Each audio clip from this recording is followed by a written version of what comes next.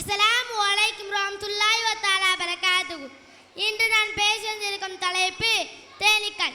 இன்றைய விஞ்ஞான உலகம் தனது விஞ்ஞான கண்டுபிடிப்புகள் பலவும் திருக்குர்ஆனோடு ஒத்துப்போவதை கண்டு ஆச்சரியமடைகிறது.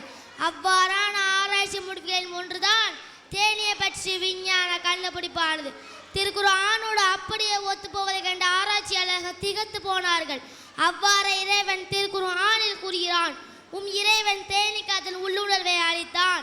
நீ மலைகளிலும் மரங்களிலும் உயர்ந்த கட்டிடங்களிலும் கூடுகளை அமைத்துக்கொள் என்று.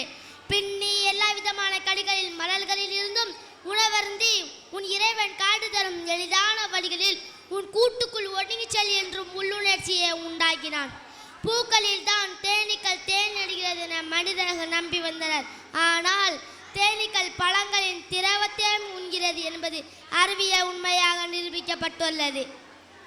தேனீக்கு இறைவன் காட்டு தரும் வழிகளில் செல் என்பதற்கு ஏற்ப அது பயணம் செய்கிறது. 1,00,000 கிலோமீட்டர் தூரம் வரையும் பயணம் செய்யும். ஆனால் இறுதியாக தனது கூட்டிற்கு வந்து சேர்ந்துவிடும் என விஞ்ஞானிகள் கூறுகின்றனர். அதனை குர்ஆன் கூறுகிறது, இறைவன் காடு தரும் வழிகளில் செல் என்ற உள்ளுணர்வு, அந்த உணர்வை அல்லாஹ் தேனீக்கு வழங்கியுள்ளான். அதற்கு ஏற்பவே அது வெகு தொலைவுக்கு சென்றாலும் பாதை மாறாமல் கூட்டிற்கு திரும்பி விடுகின்றது. அதன் வயிற்றிலிருந்து பலவித நிறங்களுடைய ஒரு பானம் தேன் வெளியாகிறது. அதில் மனிதர்களுக்கு பிணித்திருக்க வல்ல சிகிச்சை உண்டு. 16:69 குர்ஆன் கூறுகிறது, தேனீக்கள் எடுத்து வந்த அதன் கூடுகளில் சேமிப்பதே தேன் என மனிதர்கள் நம்பி வந்தனர். ஆனால் குர்ஆன் தேன் என்பது அதன் வயிற்றிலிருந்து வெளியே விடும் ஒரு பானம் என்கிறது.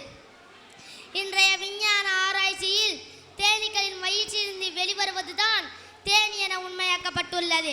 17:14 அல்லாஹ் கூறுகிறான், இன்னும் அவர்கள் படிப்பினைகள் பெறுவதற்காக இந்த குர்ஆனில் பல்வேறு விளக்கங்களை கூறியுள்ளோம். திருக்குர்ஆன் என்பது அரபியில் மொழியில் ஓதி நன்மை செய்வதற்காக மட்டுமல்ல, அது ஒரு முழு மனித சமுதாயத்திற்கும் வழிகாட்டியாகும். எனவே அதன் பொருள் உணர்ந்து படித்து அதன் வழி நடக்க அல்லாஹ் நம்மளுக்கு அருள் புரிவானாக. அஸ்ஸலாமு அலைக்கும்.